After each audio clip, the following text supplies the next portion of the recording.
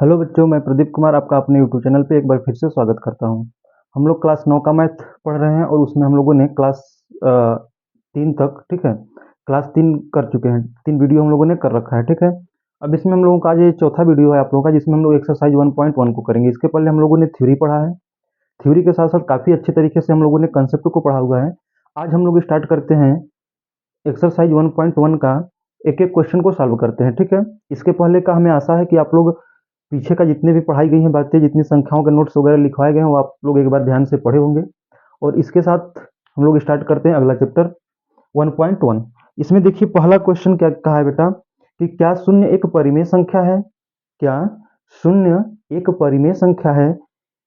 क्या इसे आप पी बटे क्यू के रूप में लिख सकते हो, जहां पी और क्यू क्या है, एक पूर्णांक है। क्वेश्चन में कहा है कि क्या शून्य एक परिमेय संख्या है। यहाँ पे क्वेश्चन लगा हुआ है ना, देखिए, क्या आप इसे पी बटे क्यू के रूप में लिख सकते हो, जहां पी और क्यू क्या है, आपका एक पूर्णांक है और क्यू इक्वल टू नहीं है किसके, जीरो के। अब देखिए, आपको ये बताना है कि क्या शून्य परिमेय संख्या है या नहीं। तो देखो, शून्य क्या है, परिमेय संख्या है। क्या शून्य को आप जीरो बटे में एक के रूप में लिख सकते हो? अच्छा, शून्य में आप एक से भाग दोगे तो कितना आएगा? शून्य में जब आप एक से भाग देते हो तो आपका मान आएगा शून्य ही। और इसको आप शून्य बटे में एक के रूप में भी लिखा जा सकता है।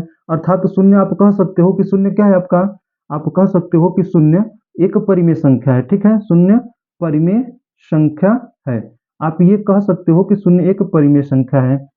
अब ये पूछ रहा है कि क्या शून्य को पी बटे क्यू के रूप में लिख सकते हो, तो हाँ, शून्य को, हाँ, शून्य को पी बटे क्यू के रूप में लिखा जा सकता है। शून्य को पी बटे क्यू के रूप में लिखा जा सकता है, ठीक है, लिखा जा सकता है।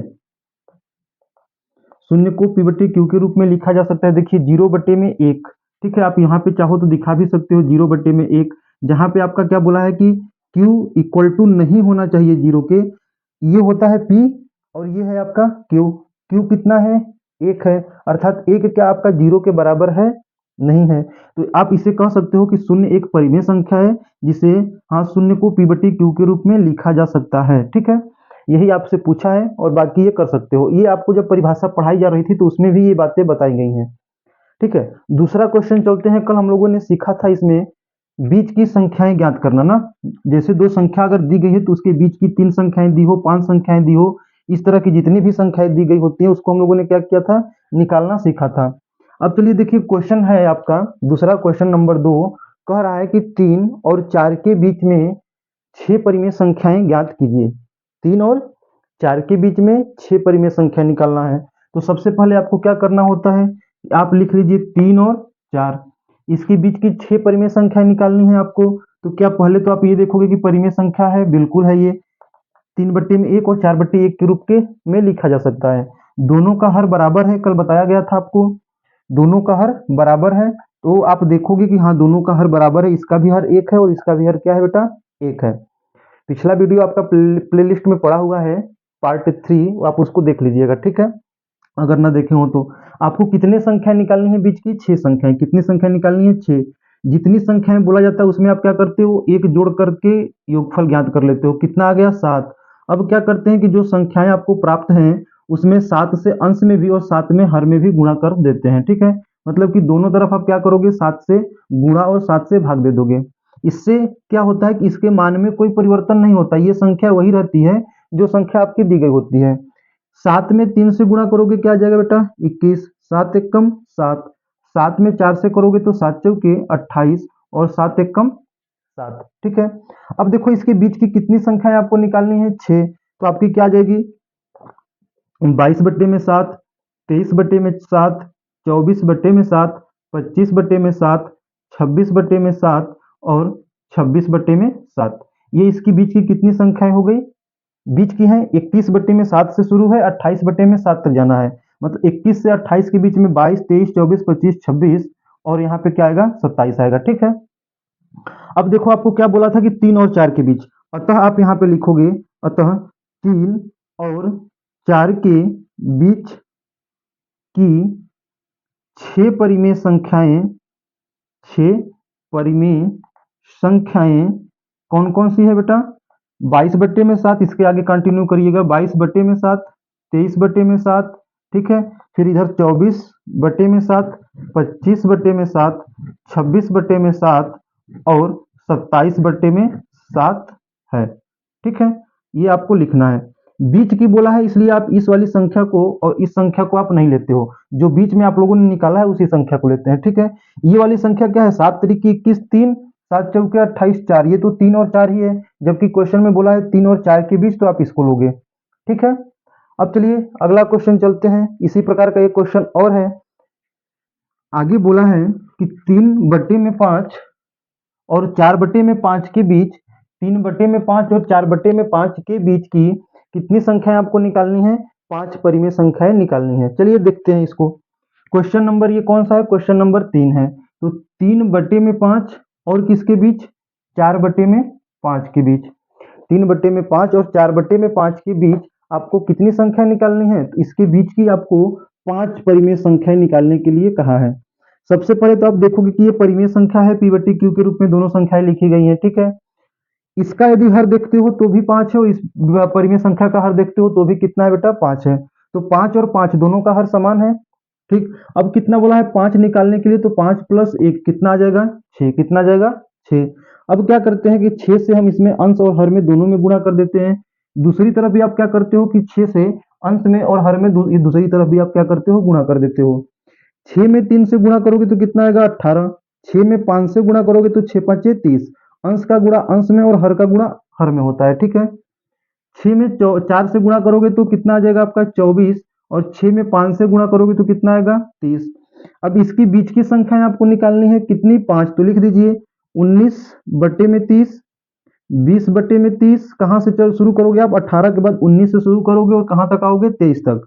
ठीक है, 21/30, 22/30 और आपका क्या आ जाएगा? 23/30। ठीक है, 24/30 तो आपका दिया ही है। अब इसके बीच की कितनी? 3/5 और 4/5 के बीच की 1, 2, 3, 4, 5 संख्या निकल गई, और 5 संख्या आपसे बोला भी है। अतः आप लिखोगे यहाँ पे, अतः 3/5 और 4/5 के बीच की के बीच की 5 परिमेय संख्याएं, 5 परिमेय संख्याएं कौन कौन सी हैं? 18 को छोड़ करके 19/30, 20/30। ठीक है, इधर आइए फिर वहां से 21/30, 22/30 और 23/30 हैं। ठीक है, आसानी से एकदम समझ में आ रहा होगा, कोई दिक्कत तो होगा नहीं, क्योंकि इसकी थ्योरी हम लोगों ने पिछले वीडियो में पढ़ रखा है। ठीक है, तो आप इसको कर लोगे। कुछ नहीं करना है कि जो संख्याएं दी हैं अगर वो परिमेय संख्या है तो सही है, बट्टे के रूप में लिखा है, नहीं लिखा है तो नीचे आप एक कर लीजिएगा। दोनों का हर देखिएगा समान है तो सही है।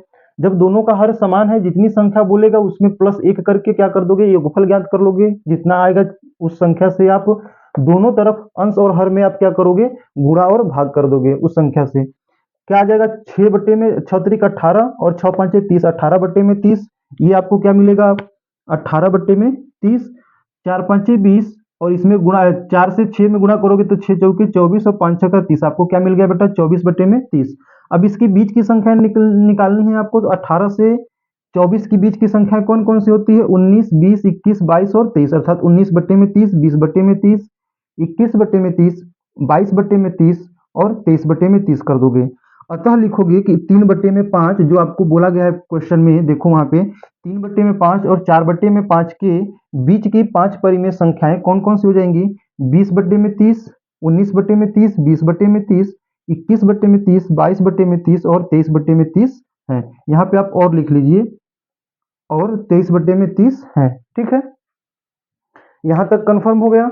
अब चलिए चलते हैं आगे अगले क्वेश्चन की तरफ। देखो वहां पे क्या आपसे पूछा है बेटा, उसमें आपको दिया गया है कि जो कथन सत्य है उसको सत्य बताना है, और जो असत्य है उसे असत्य बताना है, और साथ में उसका कारण भी देना है कि क्यों सत्य है, मतलब वो कथन क्यों सही है या वह कथन क्यों गलत है।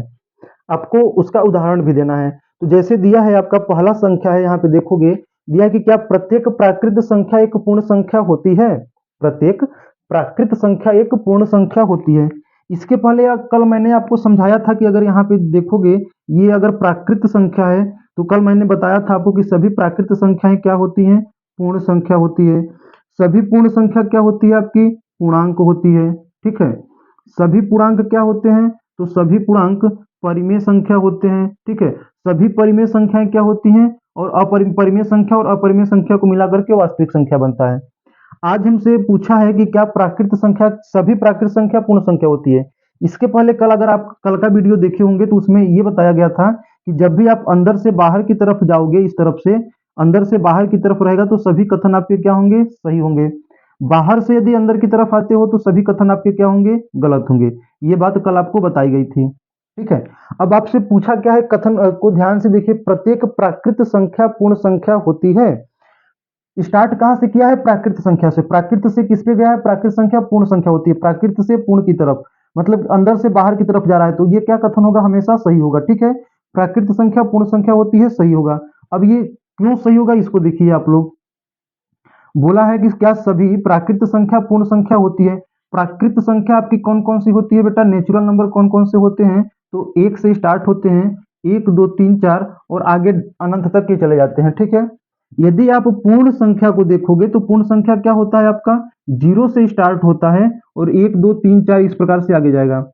तो देखो, अगर आप यहां से देखोगे तो एक दो तीन चार ये सभी क्या है? इधर आगे की जितनी भी संख्याएं हैं ये क्या है? प्राकृत संख्या। अगर यहाँ भी आप जीरो को छोड़ करके इधर देखते हो तो ये सभी कैसी संख्या है बेटा? आप बोलोगे कि ये सभी आपकी प्राकृत संख्याएं हैं। कैसी संख्या है? प्राकृत संख्या। इसका मतलब कि जितनी भी प्राकृत संख्याएं हैं वो सभी कैसी हैं? पूर्ण संख्या है। क्या आप पूर्ण संख्या को इस प्रकार से लिख सकते हो कि जीरो में प्राकृत संख्या को यदि मिला दिया जाए तो क्या बन जाएगा? आपका पूर्ण संख्या बन जाएगा ना। जीरो में यदि प्राकृत संख्या को मिला दिया जाए तो पूर्ण संख्या मिल जाएगा। अर्थात आप कह सकते हो कि सभी प्राकृत संख्याएं क्या होती है? पूर्ण संख्या होती हैं। ठीक है, तो यही आपको लिखना है अपने कथन में। कारण पूछा है तो कारण में आप लिखोगे कि हाँ, पहले तो लिखोगे कि ये कथन सत्य है, उसके बाद कारण में लिखिएगा। कारण लिख करके यहाँ पे, कारण पूछा है, कारण के साथ उत्तर दीजिए। तो यहाँ पे कारण लिख करके बताइएगा, क्या बताओगे? कि सभी प्राकृत संख्या क्या होती है? पूर्ण संख्याएं होती हैं, क्योंकि पूर्ण संख्या में जीरो के अलावा, जीरो में प्राकृत संख्या को मिलाने पे आपका क्या बन जाता है? पूर्ण संख्या। अतः सभी प्राकृत संख्या पूर्ण संख्या होती है। ठीक है, या तो फिर से एक बार सुनिए कि जीरो में प्राकृत संख्या को मिलाने से पूर्ण संख्या बन जाती है, अतः सभी प्राकृत संख्याएं पूर्ण संख्या होती हैं। ठीक है, अब देखिए इसी पे दूसरा क्वेश्चन। दूसरा इसमें बोला है कि क्या प्रत्येक पूर्णांक एक पूर्ण संख्या होता है? इसमें दूसरा बोला गया है कि प्रत्येक पूर्णांक एक पूर्ण संख्या होता है। सबसे पहले तो आप इसको देखिए, पूर्णांक से आप किधर की तरफ आ रहे हो बेटा? पूर्ण की तरफ। पूर्णांक से किधर आ रहे हो? पूर्ण की तरफ। बाहर से आप अंदर की तरफ आ रहे हो तो ये तो श्योर है कि ये कथन क्या होगा? गलत होगा। तो इसका आंसर क्या आएगा? ये कथन असत्य है। क्या है? ये कथन आपका कैसा है? असत्य है। कैसा है ये कथन? असत्य है। ठीक है, अब कारण में लिखोगे कि कारण आपका इसका क्या दोगे कि क्यों, किस कारण से यह असत्य है। अब देखो, पूर्णांक क्या होता है? पूर्णांक में आपको बताया गया था कि सभी धनात्मक संख्याएं व सभी ऋणात्मक संख्याएं तथा शून्य को भी मिला देने पे क्या बनता है? पूर्णांक बनता है ना। मतलब कि सब शून्य सहित सभी धनात्मक और ऋणात्मक संख्याएं क्या कहलाती हैं? पूर्णांक कहलाती हैं। इसका मतलब आप कह सकते हो कि -3, -2, -1, 0, 1, 2, 3 ये सभी क्या है? आपकी पूर्णांक होंगी। जीरो, एक से अगर इधर की संख्या देखते हो तो ये प्राकृत संख्या होगी। जीरो को मिला दीजिएगा इधर की तो ये क्या बन जाएगा? आपका पूर्ण संख्या। सबको देखोगे तो ये प्राकृत संख्या। पूछा है आपसे कथन में, क्या सभी पूर्णांक पूर्ण संख्या होती हैं? पूर्णांक यहां से अगर देखो, आप ध्यान से देखिएगा, इस जीरो से इधर की संख्या देखोगे तो ये सभी क्या आएगा? आपकी पूर्ण संख्या आएगी। जबकि पूर्णांक में आपका क्या है?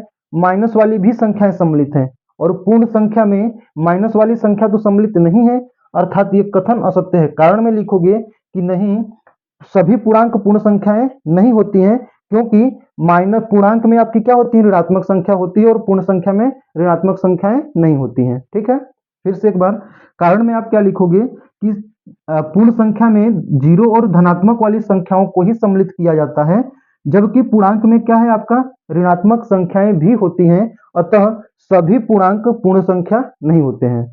ठीक है, पूर्ण संख्या में जीरो और धनात्मक संख्याओं को ही सम्मिलित किया जाता है, जबकि पूर्णांक में ऋणात्मक वाली संख्याएं भी सम्मिलित होती हैं, इसलिए सभी पूर्ण संख्याएं पूर्णांक नहीं है। ठीक, अब देखो इसी में आगे हम लोग देखते हैं तीसरा क्वेश्चन। तीसरा क्वेश्चन क्या कहा है बेटा? आपका तीसरा जो कह रहा है वो क्या कहा है? तीसरा कथन है आपका कि प्रत्येक परिमेय संख्या एक पूर्ण संख्या होती है। प्रत्येक परिमेय संख्या एक पूर्ण संख्या होती है। अब देखिए यहाँ से परिमेय से आप किस पे आ रहे हो, पूर्ण पे आ रहे हो। किससे किस पे आ रहे हो, परिमेय संख्या से। यदि आप देखो तो परिमेय संख्या से आप किस पे आ रहे हो, पूर्ण संख्या पर आ रहे हो। ये पूरा गोला किसका है, पूर्ण संख्या का है। तो परिमेय से पूर्ण पे आ रहे हो मतलब कि आप बाहर से अंदर की तरफ आ रहे हो, तो सभी कथन आपका क्या होगा, असत्य होगा। तीसरे का भी आपका क्या आएगा, असत्य कथन आएगा। ठीक है, अब कारण में लिखोगे क्या, आपको कारण लिखना है तो सबसे पहले आप समझिए इसको कि परिमेय संख्याएं होती कई क्या है। यदि आप पहला वीडियो नहीं देखे होंगे, पहला और दूसरा, तो उसको देख लीजिएगा। ठीक है, परिमेय संख्या क्या होता है बेटा कि सभी संख्याएं जो p बटे क्यू के रूप की लिखी जाए, ठीक है, जहां पे q बराबर नहीं होना चाहिए किसके, जीरो के, वे सभी क्या कहलाती हैं, परिमेय संख्या। अगर एग्जांपल देखोगे तो क्या हो जाएगा, जैसे 1 2 3, ठीक है, माइनस का जीरो भी इसमें सम्मिलित हो जाता है। माइनस वाली संख्याएं जैसे -3 -2 -1, इस प्रकार की सभी संख्याएं, ठीक है, माइनस वाली सभी संख्याएं। इसके अलावा जैसे 1/2, 22/7, इस प्रकार की जो सभी संख्याएं हैं किसमें आएंगी, आपकी परिमेय संख्या में। आपसे कथन में क्या कहा है कि सभी परिमेय संख्याएं पूर्ण संख्या होती है, सभी परिमेय संख्या पूर्ण संख्या होती है। कथन तो आपका असत्य है। कारण में आपको लिखना है कि सभी परिमेय संख्याएं पूर्ण संख्या नहीं होती, क्योंकि जो पूर्ण संख्या है वो केवल 0 से लेकर के 1 2 3 वाली संख्याएं ही सम्मिलित होती हैं, जबकि परिमेय संख्याओं में ऋणात्मक वाली संख्याएं और ये p बटे क्यू के रूप की जितनी भी संख्याएं ये सभी सम्मिलित हो जाती है ना।